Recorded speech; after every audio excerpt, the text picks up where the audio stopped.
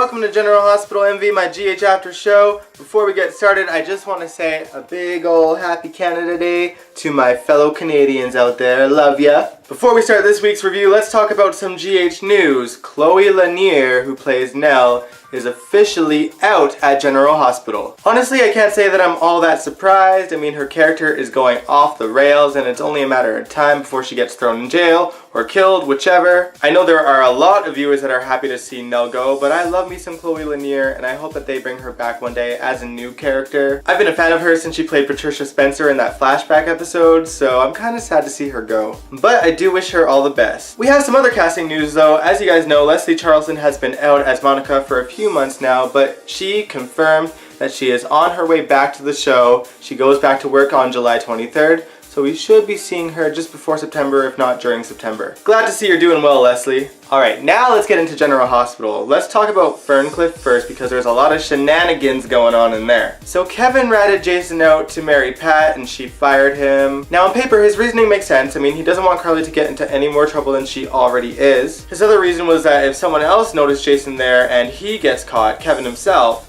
if he is Kevin, more on that later, then Kevin too would no longer be able to be there for Carly or any of his patients in there. Personally, I think he's just worried about one particular patient. Now we still don't know who that mystery patient is, but he's been trying to communicate with Carly all week using Morse code. Funny enough, I know Morse code, so I already knew what he was saying to Carly as he was doing the taps, but Carly needed an app for that. Luckily, Jason left her a phone to use. Now personally, I'm still kind of teetering on whether Kevin is actually Kevin or not. I still believe in the theory that he might actually be Ryan. Although a lot of the times he truly seems sincere when it comes to Carly, so I don't know what's going on exactly. He and Carly had a good conversation about her and Jason's relationship, and basically Kevin told her that she doesn't need him. Carly is a strong girl on her own and she doesn't need Jason there to tell her what to do. And he's not wrong. I mean, Carly is smart. She already has his advice. She just might be sorely lacking on the follow through. Hang in there, Carly. Oh, also, Sonny visited her in Ferncliff using his connections and he actually pays Rupert to look out for Carly, so at least he should be off her back by now. Now Mary Pat, on the other hand, I sometimes believe that she might be the one that needs a cell in there. That woman seems batshit crazy. Alright, now let's talk about the reason Carly is in Ferncliff. That reason being Nell, Hurricane Nell. Now she is desperate to find that cologne. As you guys know, Jocelyn had it.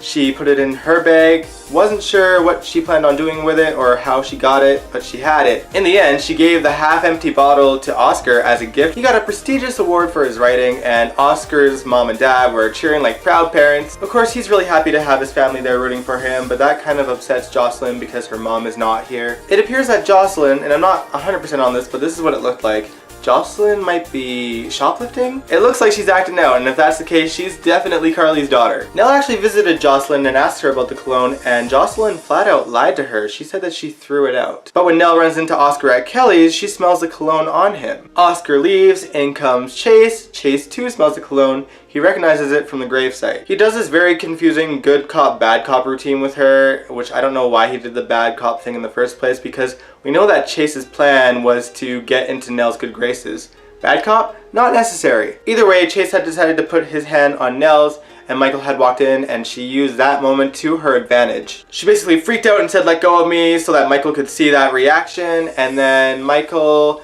who knows what's going on, he goes back to the Quartermain mansion with her and eventually proposes to her. Michael, you being bold AF right now. Now before Michael proposed, Sonny paid him a visit at the Quartermain mansion just to give him an update on Carly after visiting her in Ferncliff. Michael makes it clear that he is on Carly's side and is determined to take Nell down himself. Sonny leaves and in walks Nell. I'm kind of worried here because this is when he proposes to her, right?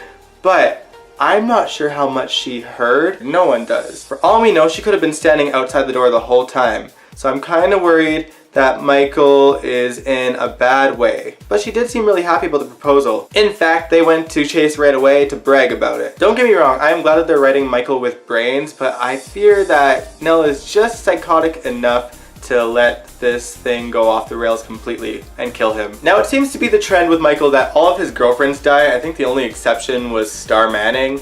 But I think with Chloe Lanier leaving the show, it is definitely a possibility that someone's going to murder her. So perhaps the trend will continue. It would be one hell of a murder mystery, wouldn't it? Alright, now let's talk about Curtis and Sam.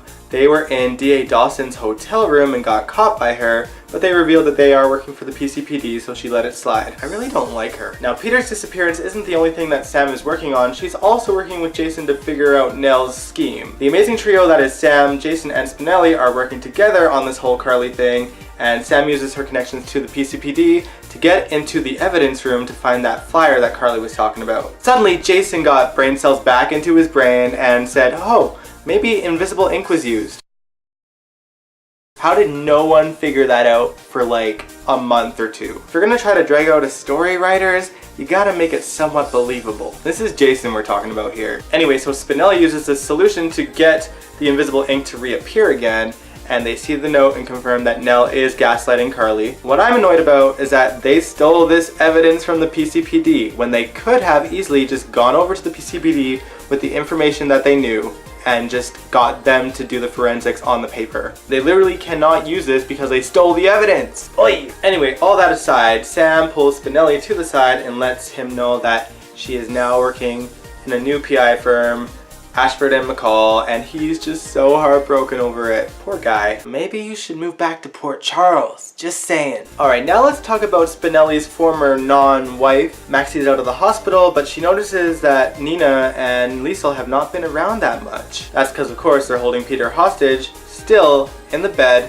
where he hasn't peed. Details. We notice them. So they realize that they have to make more of an appearance and decide to throw Maxie that baby shower that she never got because the baby came early. Now Liesl tells Nina that she has everything under control when it comes to Peter while they're away. I'm not exactly sure how, but I feel like maybe she gave him some drugs that are causing him to hallucinate. Peter seems to be losing it on the bed. He's imagining Maxie there and trumpets playing in the background, unless there is actually really a visitor there. We're not sure. Guess we'll find out next week. So Maxie has this baby shower and everyone's having a good time except Nina and Liesl are very obviously hiding something, and Sam notices it. Looks like Sam might be the one to find Peter in the end. There was one person absent at the baby shower, that being Anna Devane.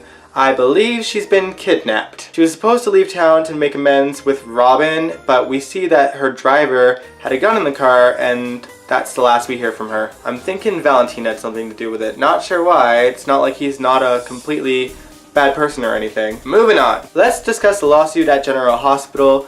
Looks like they are following through with bringing Dr. Bench down because Francesca has agreed to tell her story to the court, but it looks like Ava and Franco are trying to take things into their own hands. Here's the thing, looks like Franco and Ava have a plan on their own, and I'm sure it's gonna bite Kiki in the ass. Dr. Bench had gone to Scott Baldwin for help because he knew this lawsuit was inevitable. Scott did turn him down, which I'm proud of, but Ava and Franco send him back to Bench to work for him so that he can lose the case essentially. This is gonna bite Kiki in the ass. I am so annoyed. Now let's talk about Franco and Elizabeth. Y'all know this isn't my favorite subject, but we had to talk about an amazing turn of events that's happened here. So Elizabeth gets a message from an old friend of hers from before she moved to Port Charles, and he says that he's gonna visit her. Turns out this guy was Elizabeth's first kiss, and that made Franco very uncomfortable. Side note, Franco asked Drew to be his best man, and Drew said yes. I know Drew is not really Jason, but to make him another Franco prop is just irritating. Especially since he has Jason's memories, so he knows all the things that Franco did to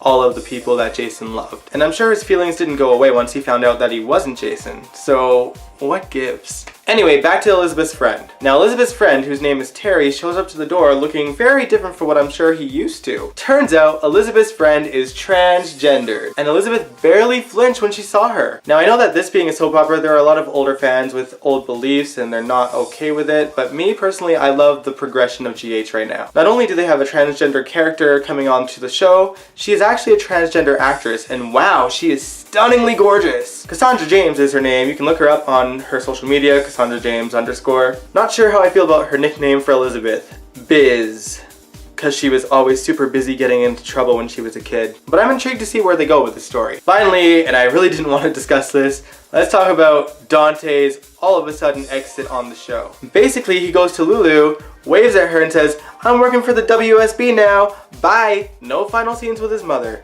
no final scenes with his brother, no final scenes with anyone but Lulu. Only flashback used was the fake flashback that they made of when Lulu and Dante first met. Now this scene wasn't just shot, they actually used this when Lulu lost her memory so that she'd gain that memory back. Now I absolutely love Dominic. He is a fellow Canadian like myself, so I was just so pissed off over this. He definitely deserved better. I honestly would have preferred if they just instantly recasted Dante. Regardless, I wish you all the best, Dominic, in your adventures. Speaking of Dominic, I said that I am doing a GH Top 10 in honor of Dante, and that will be out Monday night, so stay tuned, okay? Now, before I let you guys go, we have to talk about KFC. So if any of you guys follow KFC on Twitter, they have been live tweeting GH all week, and it's been entertaining but really confusing because, like, why? Turns out that KFC is sponsoring GH, so stay tuned for some really corny scenes about GHers loving the KFC meals soon.